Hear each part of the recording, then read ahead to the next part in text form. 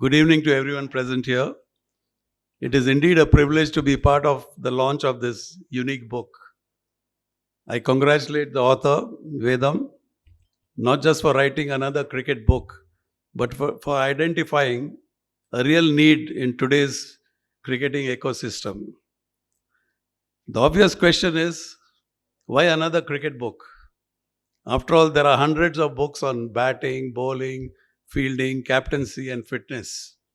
But very few speak to the three people who together shape a cricketer: the child, the parent, and the coach. This is what makes this book different. Over the last 2 decades, we have witnessed an explosion of cricket coaching centers. Almost every locality today has an academy. While this is wonderful for the growth of cricket and the game, it has also created a new challenge: a lack of standardization. Every academy claims to have the best method. Every coach has a different philosophy.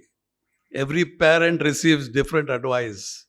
Equipment manufacturers tell us one thing, social media tells us another, and television experts have yet another opinion. The result is often confusing. Many parents ask, which academy should I choose? Which bat is right? Which coach is correct? Should my child specialize early? Is more practice always better?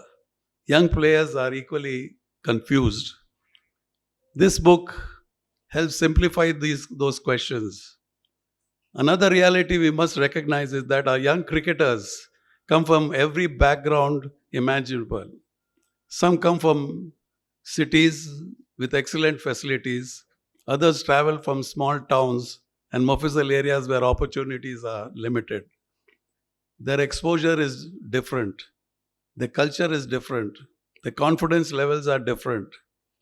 Their learning styles are different. Therefore, one size never fits all. A good coach first understands the child before teaching the child. And equally, a wise parent understands that every child's journey is unique. As administrators, coaches, parents, our responsibility goes far beyond teaching cover drives or bowling actions. We must encourage, we must guide, we must build character, we must teach ethics. Winning matches is important. Producing good human beings is even more important. Today, best practices are no longer optional. Parents want to know that when they leave their son or daughter at an academy, the child is not only physically safe, but also emotionally secure, protected from unhealthy influences, bullying, unnecessary pressure. Creating that environment is the responsibility of every academy and every coach. When I look back at our generation, cricket was very different. We learned by watching, we learned from seniors, we copied techniques from players we admired. There was no YouTube, no slow motion analysis, no social media experts. Learning happened on the ground. I remember stories that have become part of Karnataka folklore. G.R. Vishi or our Raghunath shortened the handle of his bat because it suited his style and gave him greater control. Those days the bats had long handle, short handle, and they used a super short handle. So they cut the handle and Vijay Kumar also, Dennis Amiss had his own version of the helmet. Gavaskar had his own version of the helmet those days. So these are things which were there earlier. Roger Binney, whose athletic run-up and javelin-like delivery stride became his natural rhythm. It wasn't copied from a manual. It evolved from understanding his own body and making the most of his strengths. Those examples remind us that coaching is not about creating identical players. It's about helping every individual discover the technique that allows them to perform at their best. Equipment has also changed enormously. During our time, we did not have many choices. There were just some 3-4 types of bats which are available in the market. My first bat was a white toe. They had a white toe so that it doesn't get Harmas bat, yeah. And then we graduated to the Don Bradman bat and then the Schlesinger bat. And I did not even have a thigh pad facing all these fast bowlers at great speed. And Vishy gave me his thigh pad, which he had extra. And that saved me from all these West Indies fast bowlers as well. So otherwise, I was just putting a towel in my pocket as a thigh pad. And there's no chest pad and no helmets those days. We carried only one bat, and that too we had to oil it, scrape it. Some linseed oil we used to use. And today the players have got, they carry 5 bats, 10 bats. And each one has the elite players, they go and select the bats from the factory or the managers come from there. They have bottom heavy, depending on where they are touring, what type of wickets they are playing. So they want more weight in the bottom, meat in the bottom or in the middle. The handle also they select. So all these choices are there now. So it's become almost a science. Many young players believe that a heavier bat means more power. But an unsuitable bat can affect the forearms, shoulders, wrists, and fingers during long innings. Fatigue sets in much earlier. Similarly, quality pads, helmets, guards, protective equipment are no longer luxuries. They are investment in both performance and safety. This book wisely explains these aspects in a language that both parents and young cricketers can understand. BPCA's coaching philosophy recognizes that success is not measured merely by producing winning teams, but by producing disciplined, technically sound and responsible cricketers. I also congratulate Vedam, whose ability to observe what was missing and articulate that need into a practical guide deserves immense appreciation. Many people notice problems. Very few take the initiative to solve them. This book is one such solution. No worthwhile journey is ever completed alone. I acknowledge the support extended by well-wishers and partners like Anand Dadu, who's been with us from 1981, I think. 86. 80, yeah. And Duke's Cricket Ball manufacturer, which have now introduced in India. Our trustees, Mr. Subramaniam and Mr. Nagaraj, and everyone who contributed to making this publication possible. Cricket has always been a team game, and books like these are also team efforts. Finally, a word about the media. In our playing days, performances were reported in newspaper the following morning. Today, every net session can appear on social media within minutes.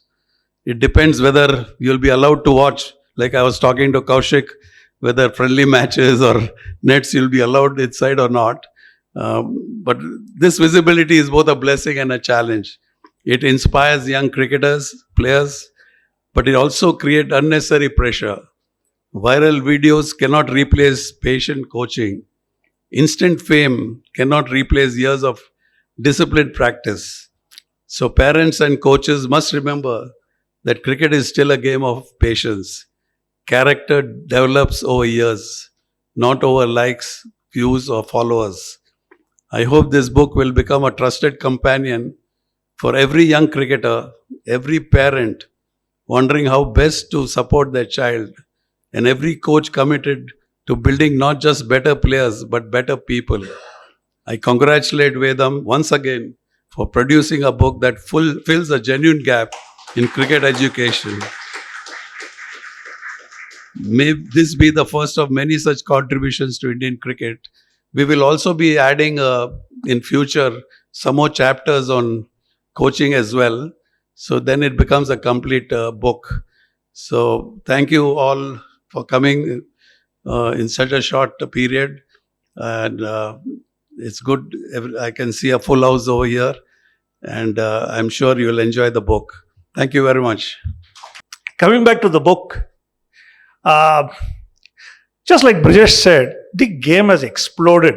When I spoke about Ranji Trophy those days, we had one cricketer who was not from Bangalore. One. Vijay Prakash. Vijay Prakash of Mysore. He's the only guy. You know, and if you look at the Indian team, it will only be Bombay players, Karnataka players, maybe one or two Delhi fellows, maybe one Tamil Nadu player. That's it. Nobody else. Today you are getting cricketers from every nook and corner. In fact, even Karnataka, there are more outsiders. When I say outsiders, I mean outside Bangalore. Outside Bangalore who are playing rather than the Bangaloreans. And Indian team, you very well know, guys are coming from everywhere. Suryavanshi, he actually, he's in the border with Nepal.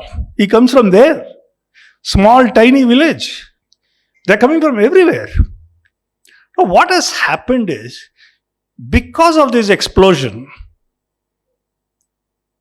everybody wants his son or daughter to play cricket. Now, when I say everybody, they have no clue what cricket is. People within the cricket ecosystem know cricket. They understand cricket. Anybody outside the ecosystem doesn't understand. He doesn't know what is this, why is, even now, forget guys outside the ecosystem, even now if you actually look at an action replay, if 10 of you are sitting and watching, 4 or 5 will say that's not out. Umpire's decision is wrong, they'll say, 5 or 6 will say it's out. Even with multiple replays, that's how complicated the game has become. You're still trying to get the decisions right. But in this case, I'm not talking of decisions. I am talking of putting your children into sport. An auto rickshaw guy, he wants to put his son into cricket. Some waiter or some farmer or somebody. All sorts of people want to. I'm not using this in a derogatory term. I'm just saying that they're coming from everywhere. They want to play. They want their child to play. But they don't understand. They just don't understand. I have had many people coming and asking me, I want to put my son into cricket. Do you think he'll make it big? I mean, how can anybody say whether somebody will make it big? It's just dreams. Thousands of people go to Bombay to become film stars. Maybe 1 out of 10,000 will become. It's like that. Cricket has now become a lottery. But everybody wants to get into cricket. And they don't know. So what this book actually was looking at is explaining the system. How you say when you look at Virat Kohli, I don't know how many of you know that, but people like the entire Indian team, both men and women's team, they all go to beauty parlors before a match. They get their beard organized, their hair organized, their eyebrows touched, all sorts of things they do. Because the agents demand it, the sponsors demand it. That's where the game is gone. You have to look good. Whether you bat well or don't bat well, you have to look good. That's how you're going to get the sponsorship. But what we are seeing is, we are seeing highly professional, highly trained cricketers at play on television. You can't expect the guy who's just learned cricket to dress like him, behave like him, and perform like him. I mean, all of you know this.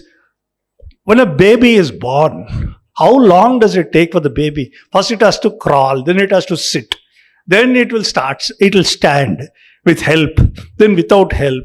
Even with all that, it's a long time before the baby starts walking on its own. And even longer before it starts running. If that is the case, how do you expect a cricketer to suddenly come up in 1 year or 2 years? Suryavanshi is a freak case. There is no question about that. He's a freak case. Don't even look at him. But otherwise, I'm telling you, you need to give time and you don't know when it will happen, what it will happen. Which is why one of the chapters we have given also is to be safe.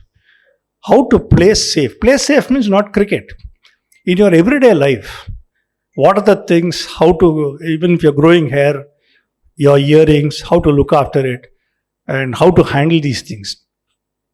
So if you look at what the book has come up to, you get to know the right pads to choose, right bat to use. Like Brijesh said, if you go to a professional vendor, he probably will sell you a bat which costs 1.5 lakhs.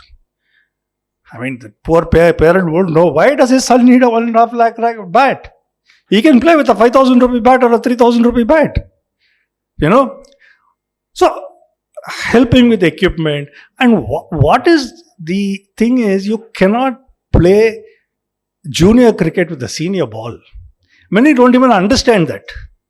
Or clothes. They buy clothes for a guy who it will fit him after his 10 years later or 5 years later. You can't wear a helmet. I had a friend, I was telling my wife the other day, I had a friend, we used to call him Short Put. He had a Road King bike with that handle high up and things like that. He was a short guy, 5 feet nothing he was. And he had one of those brilliant helmets, which he probably had brought it abroad. The helmet was not sitting on his head, it was sitting on his shoulder. Full face helmet was sitting on his shoulder and he was riding. So you can't have those kind of things when you play cricket. Your helmet has to fit snugly. Your abdomen guards has to fit snugly. Your pads have to fit snugly and be in the place where it is. See, most of you know that the pads and other things, they don't obviate the pain. It will only cushion the blow. Just because you're wearing a helmet or a thigh pad or something doesn't mean that you won't get hurt. It cushions a blow, that's all it does. But people don't understand. You don't need to spend money to get these things done. So when I spoke to Brijesh, the idea of what we wanted to do, and he said, yeah, Brijesh, of course, is open to ideas all the time. That is one remarkable aspect of Brijesh that I found.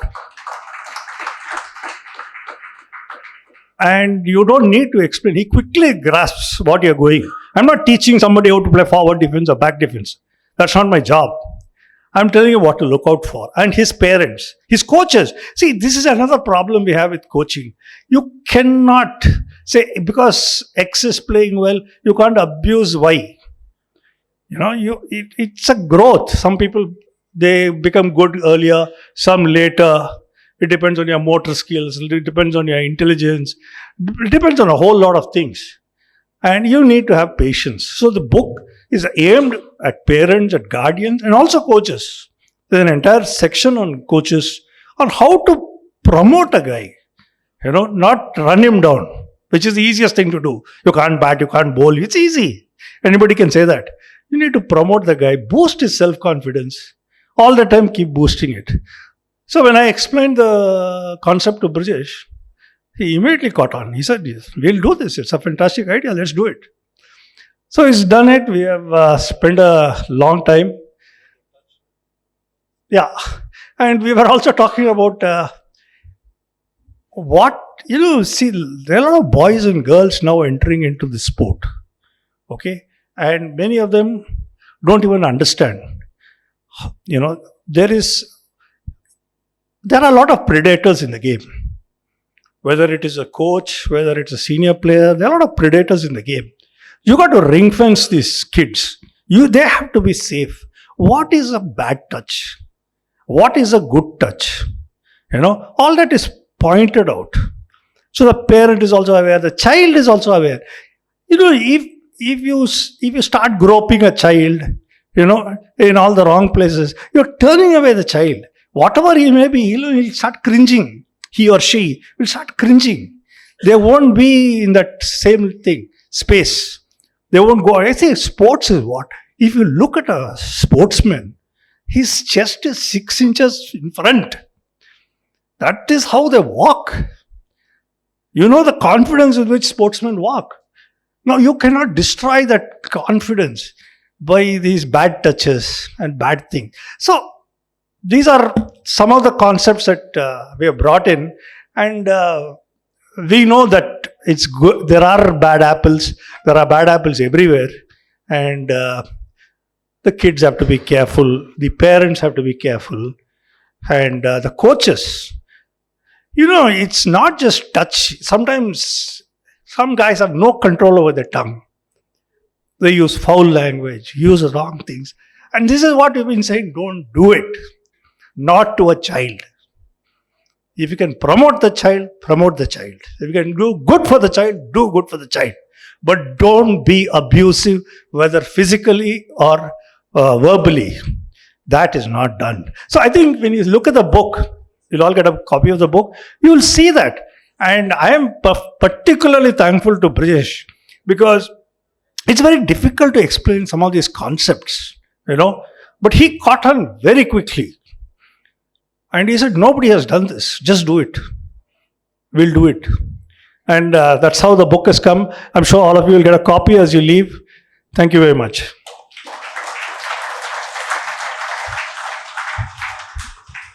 Thank you, Jay, for introducing.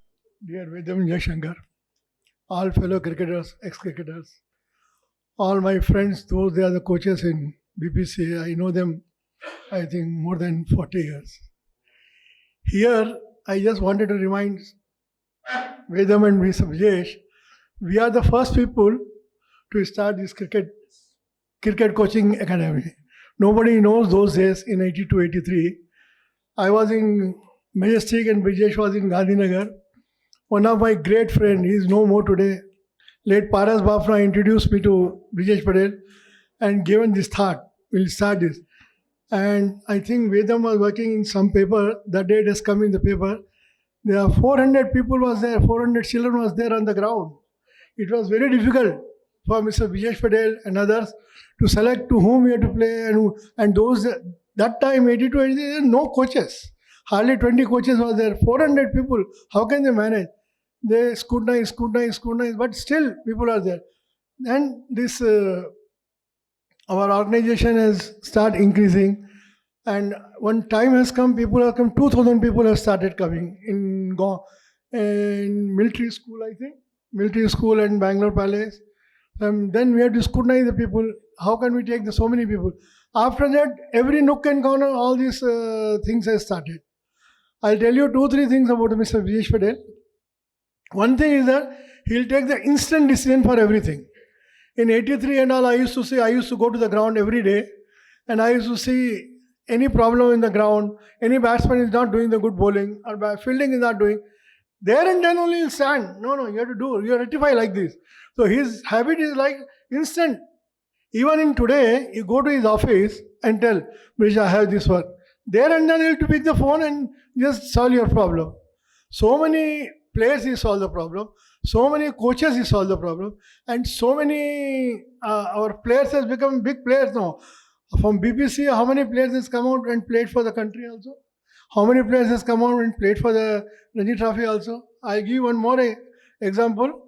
We have some, this interstate tournament is there. So I used to go, he used to call me as a chief guest, but I'm not fit for that, but he used to call me always. So one match was there and one player, he told me, Anand bhai, isko jara dekho yaar, ye come from Calcutta, isko jara dekho aap. So when I just kept it in my shop, just to look after my shop. I'm running a sweet shop, just to look after my shop, and given one room in my staff room. But he was a very good bowler. Very good bowler means very good bowler. I used to go and see. Then one day I just request Brijesh bhai, why can't you take him to the Ranji Trophy team? Bole, Anand, this is very difficult. He was there in the KSCA. It is very difficult, but I can recommend one thing. I'll give one letter to MRF camp. Please send him to there. He has given a letter and I sent him there. His name was Pankaj Singh. And he's played for the country. And he was working with me. And it was because of Mr. Brijesh Patil, that man is able to play for the country. So I'm just telling you what is the instant solution he is having. If he should have told me, okay, come tomorrow, yaar, come day after tomorrow, we'll see. Not that. And very good administration. Being a KCA secretary, being IPL chairman, being a selection committee chairman, being a when IPL he was the IPL chairman, you can see. COVID time, everybody hands up, no, IPL will take place. Immediately, instantly, he took it to Dubai. Who got a guts to do all these things? So I'm just giving an example. This man is giving an instant solution for everybody. Like Vedam is selling for his book, so many things he has come and just said with Brijesh Patil. If you remember, Brijesh bhai, once I told you, you should write your biography, man. I told him, no, this is my part of the biography, and Vedam has fulfilled all these things. And I don't know, Vedam, how you have fulfilled all these things, and so many people are involved in the book. It's an instant no. Everything was instant. It's true.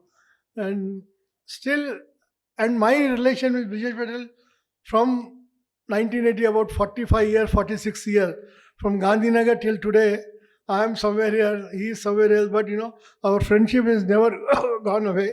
Any one call, I will be there. Any his one call, I will be there. And any one call, I have someone, he is always there. And Mr. Vedam, I don't know how many years, I know more than 2 to 3 decades. Oh, yes, whenever, I'll tell you, Brijesh and Vedam, they are the backbone of my company. Trust me. I'll tell you the secret of that company. I am running Anand Sweets and Savories, having 25 branches in Bangalore. Now we are opening in Hosur and we open in Mysore also. We play the matches. Anand Sweet team will always be there. And Vedam is a editor of some paper and all these things. Brijesh Bhai used to send all the paper and all. Suppose we lose, and I opened the shop in 1988, newly opened the shop. How to publicize that? No money to give advertisement and all these things. Brijesh Bhai used to see, and Vedam has to see, Anand Sweet loss. They never, other team has won. They wanted to give the heading. People should, and smallest news of the cricket, even people will read. So that was the scene I remember. From there to here, my journey started with both of them. And thank you very much, Brijesh Bhai, to give me this chance for speaking so much.